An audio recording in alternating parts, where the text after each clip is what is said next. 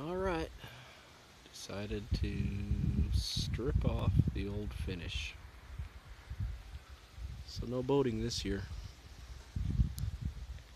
It'll take a while.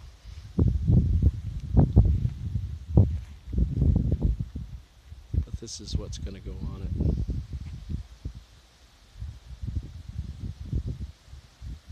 Gold holographic shift.